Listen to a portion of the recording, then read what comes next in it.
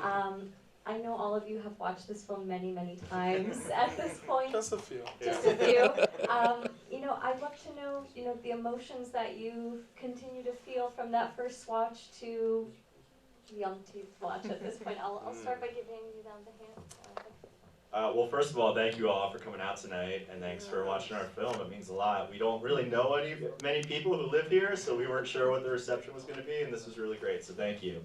I've definitely seen it the most because I edited the film as well, and I still like watching it. I don't know. It's I think it's now listening for the things that people react to, and that I'm glad. I think the thing that makes me, I guess, the most pleasantly surprised is how much people are laughing throughout the film. It's obviously, there's a lot of tough subject matter, but I think the levity in the film is really important, and I think Malcolm and Dr. Matt are both very funny people, as well as a lot of the side characters that you see, and so that's nice, but also the emotion comes through, and so I think I'm living it vicariously through everyone else in the audience, so thanks for enjoying it. Well, thank you so much for coming and doing this. And thank you. This is always incredibly special to have, this journey, which I didn't go on by myself. With so many people from my community, you get an opportunity to get a little taste of the people that I have the privilege of representing every single day. And having this memorialized in this way, of course feels very special. But my hope always is that people leave the film not only saying like, Malcolm's okay, but hopefully also reflecting back on themselves, on their power, when we all step up and get engaged in whatever that is, whatever way, and that will look different for each person, but whatever way we choose to get in the arena. I hope that people leave with that, and that's always my hopes, having seen it all these times. I think you said it perfectly, is hope. For me, every single time I watch it and interact with you, I'm filled with hope. As a gay man growing up, not a lot of role models, not a lot of people that gave me hope. And when we are under attack, safe spaces are under attack and are going out of business, you're that beacon of hope. And yes, the comedy, and I wish more older women could vote for everyone out there, but the hope is what I take away every single time. So yeah, there's two parts of the film that have always got me. The first one was when Tim sent me the committee hearing part, and Malcolm says, we're talking about people's votes, and that's when I was like, all right, this is a project I want us to get involved in. And then finally, when we got to the end, the final speech, still, even just sitting up there, I get goosebumps hearing that speech, and I think I will continue to do so, and I've done it every time we watch this film. Yes. Right back to me. I didn't get a chance to watch this film prior to speaking with a few people up here. So for myself, this was a really cool view at kind of how campaigns work and how politics works in a lot of different ways. Malcolm, I would love to hear from you, getting involved in politics, is this kind of the idea that you had? And then really with everybody else too, did you expect it to kind of be this race just from start to finish? I'll start with you, Malcolm. It was not the idea that I had going into it. But I will tell you, first thing I ever did in terms of getting civically engaged, my parents separated when I was pretty young. We moved around quite a bit, and we're living on this block, just in my previous iteration of my district before the reapportionment.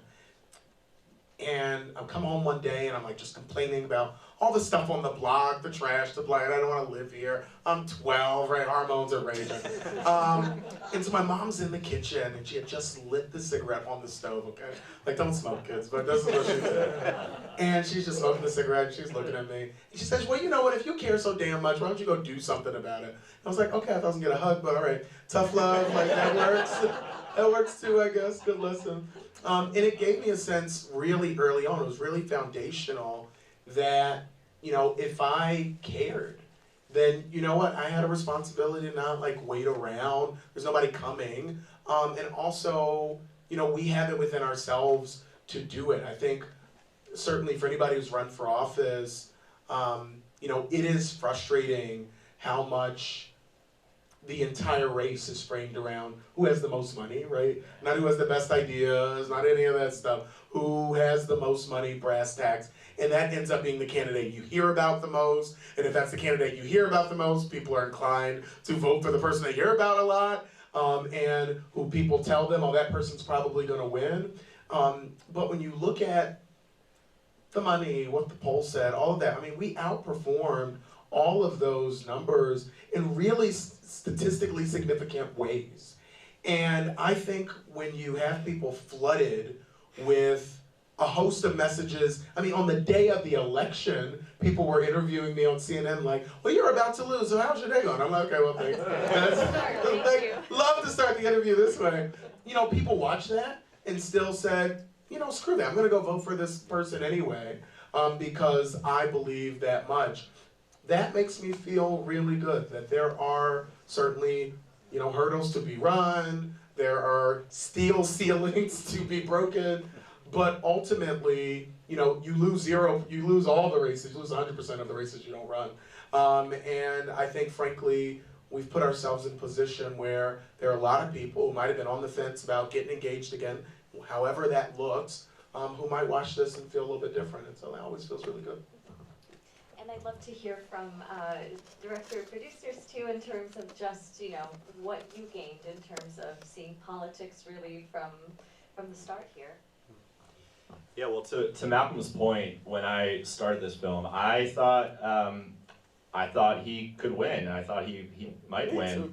Yeah, and so making the film was surprising for me. You know, I guess it shouldn't have been, knowing kind of all the, you know, all the things that non-white males are up against in our country. And so to me, that was, to see that up close and personal every day was, you know, it was kind of hard, to be honest, to see, you know, the subject of the film having to deal with all this bullshit all the time, but trying to persevere through it. And so, you know, I think I learned a lot, and I hope that everyone else learned a lot while watching this, and it definitely changes my perspective, you know, next time I go to the ballot box as well, and next time I read an article about the front runner of a campaign, you know, it is unfortunate that it is framed in the way of money, which leads to, you know, advertising and polling and all that. It's like this cycle that we have to somehow break. And to Malcolm's point at the end of the film, hopefully more people will watch this and want to get involved themselves, and that steel ceiling that you just talked about can come down hopefully at some point in our lifetime. I grew up the West Wing kid, you know, where politics, the right people ran for the right job, and you have that moment where we go to karaoke, and I'm the wrong person singing at karaoke, but you're the right man running for office. And for me, we were, you know, I was the hesitant one of our group. It's like, we're good at politics. Like, no one, all of our politicians are failing us. And then this story comes along. I was like, it's a love story. That's what it is first for me. And then it's a love story to our democracy and our republic. And maybe more like you can run. Maybe more someone out here is like Malcolm can run. And that's what I took away from it. That maybe more of the right people will stand up, and maybe we'll get some of the right people in the right job. So that's what I take away from it. My mom always says that I've always been on my soapbox. Growing up, I always would, you know, yell or something about that. Something political, very politically involved since I was a young kid. Went to college, got into politics and things like that. Never had the courage to run, I would say.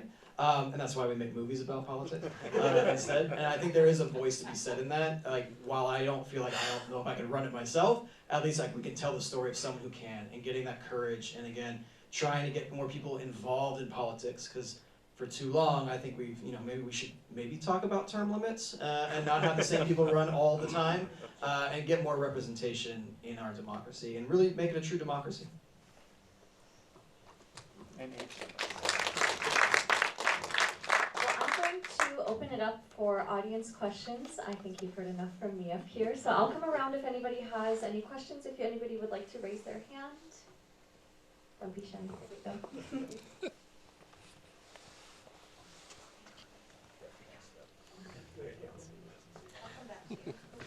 Thank you very much for making this documentary. It was really great. And it was just wonderful to see, you know, we've been watching Malcolm's, you know, kind of career here on CNN, on MSNBC. And man, I thought you were going to win. Me too. But you and Dr. Matt are simply gorgeous, so you've got that going for you too. What is it like now to be in the legislature with a Democratic majority Yeah. and Governor Shapiro? It is, it's really special, and I will. Wish we had two She's mics getting her here. steps in. Yeah. That's okay. It's really special, and not only, well, let me step back and say it this way. Even with, you know, my race and our loss, I think it's important for people to also recognize what did happen in Pennsylvania in a year where all of the historical trends would tell you it's be a tough race in a swing state that is a very swingy place. Look at what we did. Shapiro won by 15 points on the largest margins for a non-incumbent ever in Pennsylvania for anything. Huge, huge deal. Along the way, we elected the first African-American to be lieutenant governor of Pennsylvania. We elected Summer Lee, the first African-American woman and only the 5th woman to represent Pennsylvania in the U.S. House.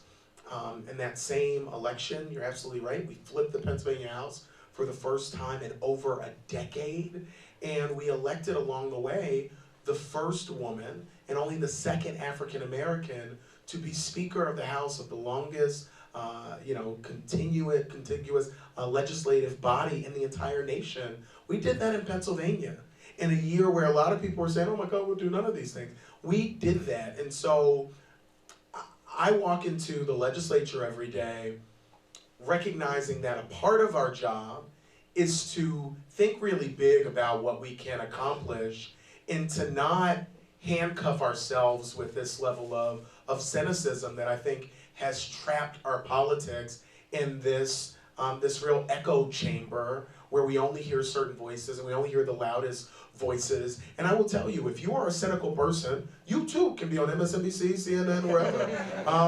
If you're like, well, I don't know, Democrats probably gonna lose, there's always a contract for you. If you are talking about actually we can win some places, we can actually accomplish big things. Right before I came here, we did a press conference back home about advancing some of the pieces of legislation that you heard me reference around gun violence in Philadelphia. We are going to pass a bill around lost and stolen guns, one of the biggest drivers of weapons, of unaccountable weapons that end up on our street. We're going to do something, I believe, about safe storage of weapons. We had one of the highest rates last year of kids just getting their hands on a gun in the home and end up hurting themselves or somebody else just because the gun was not locked up properly. And these are very common sense things that you would think are the law. They're not the law. We have an opportunity to change that. And I'll tell you that story because right after you had a reporter from Fox who said, well, the Senate is in charge of Republicans who still control the Senate. Why, blah, blah, blah, blah, you know. And so, you know, I say to him, well, based on your argument, that we should never do anything anytime because there's going to be some opposition along the way.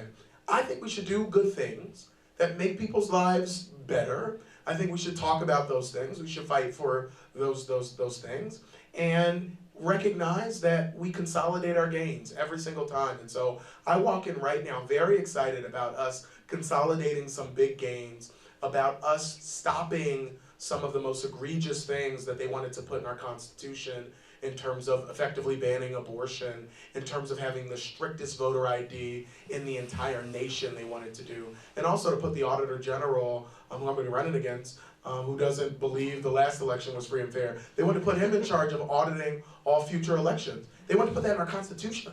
Because we won the House, that's not happening. And so, you know, don't tell me what we can't do. We just did it. Also, it's important to note, I just saw earlier this month you announced your candidacy for I Auditor did do General, that. so he's not done. No, I'm not. Anybody else have any questions?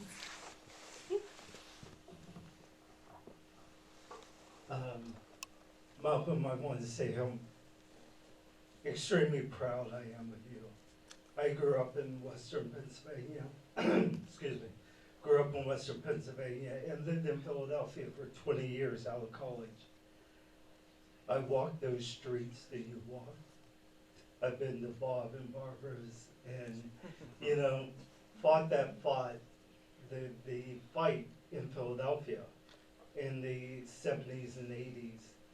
And one of the most touching parts of this film was just seeing your love for your husband.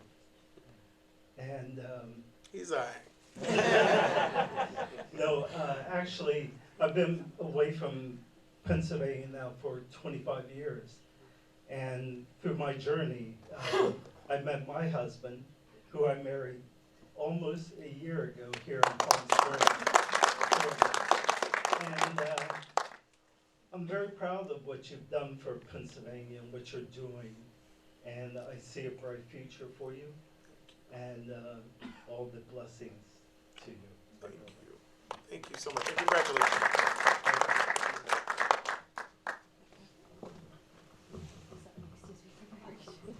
Yeah, I was going to say something similar. As a black gay man, I saw this as more of a love story and a romance.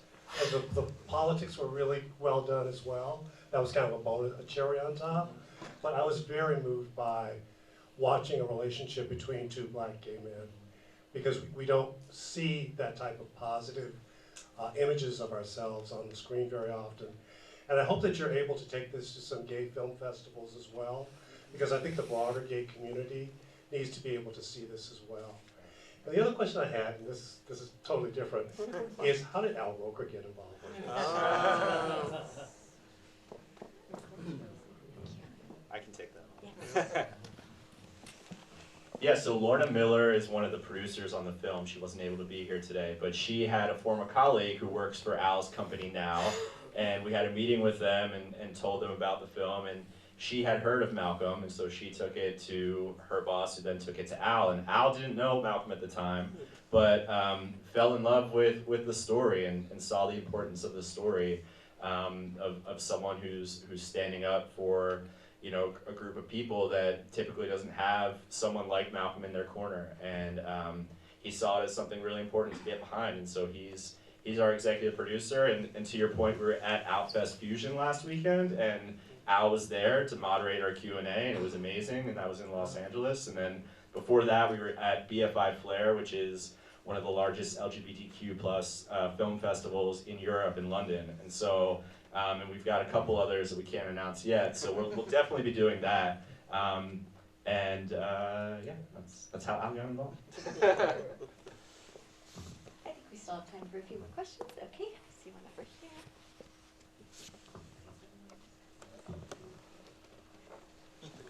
Hello. First off, I wanted to say thank you so much. I definitely am gonna leave. I already am gonna leave this theater just feeling very inspired and hopeful for this country, which I think is so important to feel. And sometimes it's hard to feel that way, so I'm just feeling very grateful. And my question is, as a younger person and a student, I was wondering, this is for Representative Kenyatta, how are some ways that we can get involved, even if we don't live in a swing state, or if we want to get involved from afar, if we can't be somewhere where a pressing issue is, just ways that we can call to action important issues, even if we can't be there.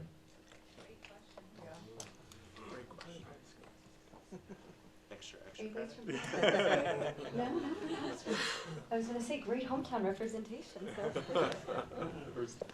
First of all, thank you for that question. I'm so excited to hear you say that you're a student, because you know, no pressure, but I think we have a responsibility, as every generation before us had, to make sure that we don't say to the folks who come after us that democracy died on our watch. We have to all make that commitment. It's a commitment we have to renew every single day. I'll make this one point. First, it's important to recognize that you don't have to feel hopeful all the time. That sometimes your candle is not lit, right? And your job when your candle is lit is to go to light somebody else's, and it doesn't take away from your fire. But it creates that ripple effect that we see when you see people who dabble in the dark arts of hate and division and nonsense. That can get people riled up, that can be contagious. But also when we talk about hope and love and joy, those things can be contagious as well. And so I think a part of engaging in this and not getting burnt out is, first of all, recognizing that it's okay to be like, hey, I'm gonna take a break. I'm not gonna go to that meeting today. You know, somebody else is there. But it is also important to recognize that, as my pastor would say, don't wait on your neighbor, because sometimes your neighbor is waiting on you. Sometimes you are the person who somebody is waiting on to give them that spark. You don't have to always look for a big, you know, public figure, and I think public figures get too much credit and too much blame anyway. If you want to shift people's behavior in your community on an issue, we know this, behavioral science, people make decisions based on, in large part, people who they trust and know. So the word of a family or a friend is going to go a lot further than, you know, somebody hearing me say something on TV or you sharing a quote or a tweet or any of those things. I think it's important to recognize that you have a sphere of influence. And if we all just take our little part of the world and try to make it better, the collective impact of that is we have a better world. I think a part of the challenge and a part of one of the barriers to entry is everybody feels like they need to be the straw that broke the camel's back. But the reality in that, right, is there have to be a lot of straws. The only one we hear about is the one that broke the camel's back. But there's all these other straws who get no idioms written about them, no fancy stories, but they're on that camel's back, and they want it to break. And so I always give you the James Baldwin advice of go the way your blood boils. You do not have to run for office.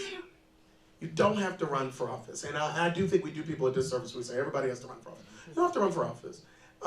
But there are ways that you can get engaged. And I think as a student, the most powerful thing you can do actually has nothing to do with the broader system. It has everything to do with you. The most powerful thing you can do is pay attention to what's going on politically. Just pay attention to what's going on. Because bad things happen when politicians think you're not paying attention. When you're paying attention, it's like putting a camera up. Even if that camera's not filming anything, people self-censor. And in our state and local arenas, it's very easy for people to not be paying attention to what is HB 6254 and the California General Assembly. Who knows? But you might find out. That might be really important, actually. I don't know. But as you saw with the Election Integrity Committee, they wanted to draft this in a way where it did not need to go to the Senate. The governor couldn't veto it. They were creating a committee within the House itself, was giving it subpoena power, and they had all the votes to pass that. They had every vote to pass it. And I had my staff print it out. They put out this press release when they decided they weren't going to do it and said, you know, what we were trying to do was misconstrued by this crazy liberal and his media allies. And so it's very much like Scooby-Doo villain. We would have got away with it. It wasn't for you to try to kill it. And so, and I take that as a badge of honor. Be a rotten kid that gets involved in the way of something. I started, you know, telling people to just listen to the Daily every day, 20 minutes, not always about politics. But what it will do is it will whet your appetite to say, wow, this thing is happening in this place that I had not heard of. And then you will naturally start to get more engaged in the things that are actually central to your public donation of time, of energy, of talent, whatever it is. We have to donate a part of ourselves to this struggle and recognize that the person who, you know, has a documentary written about, you know, made about them, not the most important person in this as it relates to the things in your community. You're the most important person in that. And just getting a sense of what's going on is so critical, particularly when you're younger, because it creates a habit and a pattern that you'll never be able to shake.